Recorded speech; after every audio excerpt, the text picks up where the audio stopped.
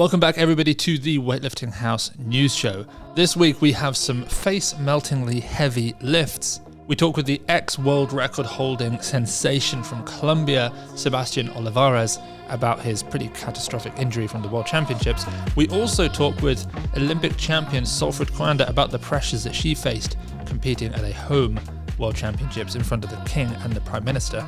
And finally, the biggest lifts from the Bolivarian Games.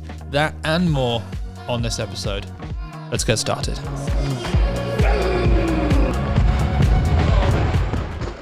So we've got to kick things off with the lifts. And I mean, this is the lift that I feel like people are not talking about enough. It should have made crazy headlines. Keydomar Vallenilla, the Venezuelan, he competed at 94 actually, just recently. He just block snatched 190 kilos. I mean, if Carlos Nassar had done that, we'd be all losing our minds. Quite rightly so. I mean, Carlos's best ever snatch is 188. You know, and that was the world record in the old category. The most anybody else has done in this class for a while is like 182. 190 off blocks. Can we show Ilya doing 200 off blocks, please? Not to... I don't want to like make this lift look worse, but like that's Ilya Ilyin.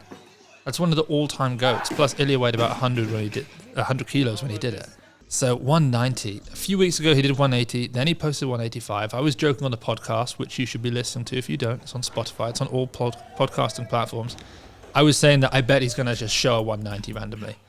And then he did it. I think we were on the podcast when it got uploaded and we reacted to it. 190. Absolutely incredible. It's 8 kilos over the world record. We then reached out to him and we were like, hey, Keydomar, what category are you going to go to? You're going to drop down to 85? Because he used to be a good 89. And he was actually a junior world record holding 85, I think, before that. You're going to cut down to 85, or you're going to stay at like the 95 kilo body weight? He said he's unsure. I actually think he should go to 95. I think he's going to have potentially less competition than dropping down, where he's got Jason, he's got Abdo, he's got a lot of strong guys there. I'd maybe stay up. You know, Lu Hanhua might be coming your way. You've got Carlos, but you know, he might be able to be doing pretty well there. Next up, again, I think 3 weeks running, Seine Mao. I still haven't worked out if you pronounce the E on the end of Seine. So you might remember, so he almost snatched 200 kilos. I mean, the physical strength and talent of this guy, I think is almost unparalleled. I mean, he just hit 182 and it was like a Commonwealth record, and we spoke about that. You know, on the show we were like, wow, 182, that's crazy, he just beat David Leety. This is 18 kilos more. This is 10% up on that, and he almost made it. I mean, he actually pulled the bar high enough and he met it. It just, the positions, you could just see there's a bit of tightness. Is it the hips, is it the lower back? I don't know, and it's pushing him back out of the way when the weight comes down on him. But 200 kilos, I mean, he is so strong. I remember seeing him muscle snatching like 150. He's so impressive. And then he went on and he clean and jerked 231 kilos. I really don't know if you put someone like him side by side with Gore. Yes, Gore snatches 217, second best snatcher, super heavyweight snatcher ever. But I don't know if he's stronger than Mao. He might just be better with his technique. I don't know. Next up, we have the return of Camilla Konotop. I don't know if we actually have a video of this because she posted it on her story, but she was at a local competition, 104 kilos in the clean and jerk. Some of you might remember her. She was a 59 kilo weightlifter, multiple time European champion, European record holder. She was like 107, 131. She was extremely good, like right at the top at a world level. And then she didn't compete at the Olympic Games for whatever reason. I can't remember what the official reason was. It might have been Ukraine not being able to send a full team because of doping tests. I think it was something like that. But she's now, looks like she's coming back, which is really exciting because, I don't know, we need some Europeans in the 59s who can like compete with China and North Korea, to be blunt about it. Next up, we have Abdo Younes. I'm sorry, everybody. We're just not going to not have him for a while. He's just like the new big thing. It's just how it is. And every week he does something that's ridiculous. And this week he posted a video of a 160 kilo power snatch double. He's a 79. He owns the world record at 166. And he doubled. I mean, the second rep, you know, it might be a pow For those who don't know, POW was a term initially coined by Nat Aram, and it's basically, it's not a power, because it's not a power. Like, his hips were below the top of his knees. His femurs were at like a declined angle, but it was not a full snatch. Like, he didn't go the whole way. So we like to use the term power to just delineate that there was clearly intention. There was clearly an effort to make it not a full lift. So it was a power, but just ridiculous. I mean, 352 pounds for a double at that kind of body weight is scary. Next up, we have Francesca Matias. She's the Dominican lifter, 69 kilos in body weight. She just did something crazy. 105 kilos for 4 in the snatch off the blocks. I mean, think about that. 105 for 4. And then 140 kilo jerk from the rack. So when she was at the World Championship, she snatched 102, she clean and jerked 128. She placed 7th, I believe. A couple of places behind Simino from Canada, if I remember correctly. So then to do these kind of numbers, it's crazy. 105 for 4, 140 for a single. Yeah, so strong. And it just seems like Dominican Republic is getting stronger and stronger. I mean, with Peguero as well at 86. They've got a pretty good team. They don't necessarily send the whole team always, but they've got a really strong team now. Then we've got it's kind of mandatory because the internet loves him. You got to talk about it when he does it. Artyom Antropov, Kazakhstan, 110, 300 kilos for a set of 4 in the back squat. And, you know, can I be honest with you? I've not even seen it. I went through our notes. I see basically all of these lifts and I watch them. That one, I saw it and I just thought, I know what it looks like. I know it doesn't look like anything. I know it's easy for him. And, you know, I like Antropov. We message each other. He's a good guy, but I don't need to see him squat 300 kilos for a set of 4 again. It's too good. I've seen it too many times. So you can enjoy it, but I refuse. By the way, worth mentioning, we now have a clearance section at weightliftinghouse.com. So there are, to make way for loads of new, really exciting clothes, like this stuff, the stuff behind me, we have to get certain stuff off of the website. So we now have a clearance section. So if you want to get some of the products that we currently have that are in low quantity, basically, then you can now do that. You can still order everything that you need in time for Christmas. So if you want to check out the clearance section or any of our other products, they're all chosen by champions, and you can do it right now. Put a link to it down below. Next up, we have another 110 kilo lifter, and I think sneaking under the radar a bit too much in terms of how impressive he's becoming. Chen Po-Zhen, Taipei. We've always known him as a good snatcher, and we'll talk about some of his snatching here, but it's the clean and jerk that broke me. 180 kilos for a double in the snatch, which is huge, because I think we saw him do 190 in the snatch recently. But how about this? 230 in the clean and jerk. 230. I mean, the best we've seen in that category is 234 so far in the 110s. Obviously, we saw 242 clean and jerk from Ruslan, a year ago in Bahrain. And he was 109. So that's really kind of like the standard. But very few 110s are doing 230. I mean, Marcos Ruiz just posted a video of him hitting 225 kilos and cleaning 230 actually. So we can put those side by side. Marcos did clean 230, but it looked heavy. And he did it in, I think, his 225, or one of them was his full Sophia t-shirt and unbelievable leggings, which are all getting restocked very soon. The Sophias might be in stock right now. But for Chen Po-Zhen to jerk it is just ridiculous. And then the final lift for this section, we spoke about her last week as well. 17-year-old Seine Stowers. I think it's Stowers from Samoa. She's 17. She just cleaned 150 from the blocks. And I think she's a 77, right? So just think about it for a bit. It's almost double body weight. It's 4 kilos under double body weight. That's not even the most impressive part. The most impressive part is it's 150 kilos. It is so much weight. I have felt that weight, and I failed against it many a time. And she just did it at the age of 17. It's hard to fathom how, not to take anything away from the work that she puts in. She might be the hardest working person in the world. I don't know. But it's also just unfathomable how physically capable and talented some people are compared to the rest of us. It's not even close. Like, the genetic spread of ability is crazy. She is so talented and clearly a hard worker. I think the future is so bright for her. I mean, that's the kind of way where it's like, oh my God, Solfrid just did that. Or, wow, Olivia just did it. She's 17. Let's move on. Interview with Sebastian Olivares. So a quick reminder, he is the Colombian 71 who held the clean and jerk world record at 191 kilos, which he hit at the Pan American Championships. Obviously, that world record has been broken many times, and it will continue to get broken because it was set relatively low. But at the training hall at the World Championships, he looked incredible. We saw him do like 145, 185, and he was arguably the pick for the gold, which ultimately went to Wirafon Wachuma. But on his opening attempt in the snatch, he had a catastrophic injury, which I had to commentate on for about 10 minutes because it took them a long time to get him off the platform. It was horrific. It was one of the worst things I've seen. I've gone back since to watch it, which I probably shouldn't have done, and it's bad. And we spoke to him just recently to catch up and find out how he's doing. So as with a lot of these athletes, by the way, they don't speak English. So we do written interviews. So I'm going to just run through the most important points. You can actually catch the full interview. It's at weightliftinghouse.com. This interview and others you would get ahead of time if you were subscribed to the Weightlifting House newsletter. So I'll put that down below. We just send that out to you every Friday.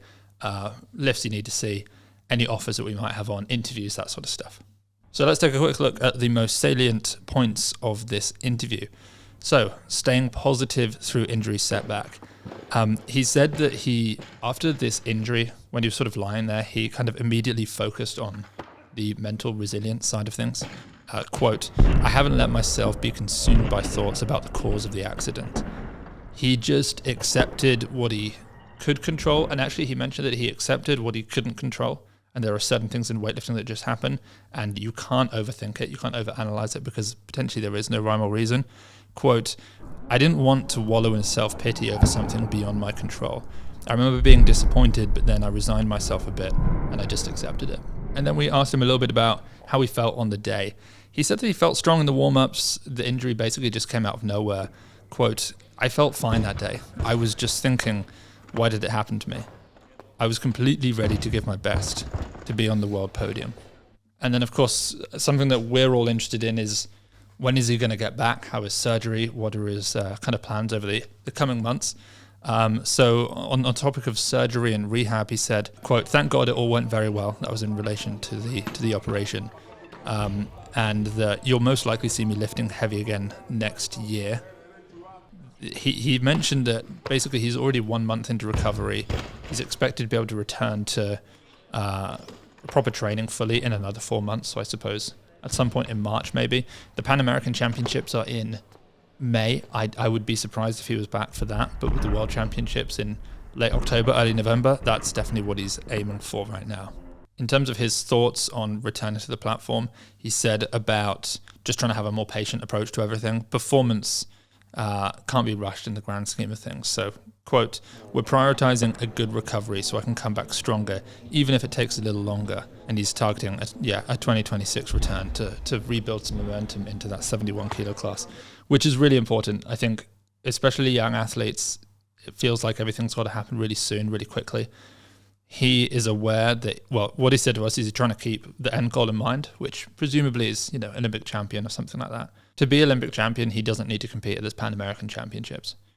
What he needs to do is be healthy to be able to compete in the Olympic qualifiers. So if he keeps that in mind, he can just slow things down, be more deliberate with his comeback. And I'm extremely excited to see his return. I also think he'll be probably... Well, he's going to go up to 75, isn't he? So then he's going to be in the whole Rahmat Rizki class. Yeah, I was going to say he'll be a world champion one day. I'm not sure he will, given how stacked that class is. He could be, though. He definitely could be. He's got some crazy talent. We also spoke with Olympic champion, two-time world champion, four-time European champion, Solfrid Koanda. So there are a bunch of major themes that we kind of spoke about in this interview. One of them was to do with the pressure that she felt at the Olympic Games versus this home World Championships, because I mean, with this World Championships, it was only there in Norway because of her. Let's be honest. Without her, that wouldn't have happened. She said that the Paris gold felt surreal. She actually felt like she had underdog energy, which is interesting because to me, she was not the underdog. She was the overdog. Like she was the one most likely to win. But she said that the World Championships were deeply personal. Quote, "It felt like the entire town, maybe even the whole country, was behind me." And being in the room at the time, it certainly felt like that too. She told us also that she was dealing with some injury at the time, which we didn't know about. Quote, "I celebrated every lift. I didn't even know if I'd be able to make my openers. I left the rest to fate." And she mentioned about how the type of treatment that she was dealing with, the type of injury, meant daily treatment. So it was actually pretty serious. On the topic of lifting in front of the king and Prime Minister, she was talking about how, quote, "It was the first time the Prime Minister and King had attended the World Championships. It was the proudest moment of my life, lifting with the flag of Norway on my chest." And then finally, something that I was interested in, and I know a lot of people are, is she's got a new coach now. So we spoke to her a little bit about the coaching transition. So she obviously formerly had the Polish and then the US coach, Zygmunt Smoltserts? Never known exactly how to pronounce the last bit of his name. And then he had the Norwegian coach, and now he has Almir Veligic, who is a German coach, used to be a really good German weightlifter. And she said, quote, "To integrate with the German national team is an environment I can't find in Norway." And I guess that's what happened. I mean, if you're an elite talent, you sort of have to find the new level of coaching. And if your country doesn't quite have the structure to provide that for you, you have to go looking for it elsewhere. And Almir just seems to be an incredible coach for her. Final thing from her, quote, "I've had to work really hard to protect my inner peace," which I guess is understandable when you've got the whole country, seemingly the whole world, and the king and the prime minister coming to back you and put on a show costing millions to the country, all to celebrate you as an athlete. It still goes down as the second most spine-tingling moment I've ever experienced in weightlifting, behind the Rizki Rahmat upset in 2024.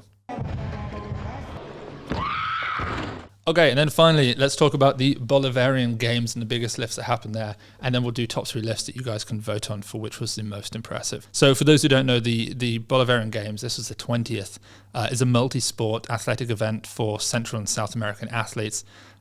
It's probably just about to finish, I think, but the weightlifting finished on the 25th of November. So let's talk about some of the biggest lifts. Anielin Venegas from Venezuela, who competed at the Olympic Games as a 58. She's one of the best lifters. We just haven't seen her compete in a little while. It's been must have been over a year now since we've seen her compete. She won pretty handily, 99 kilos in the snatch, 122 in the clean and jerk.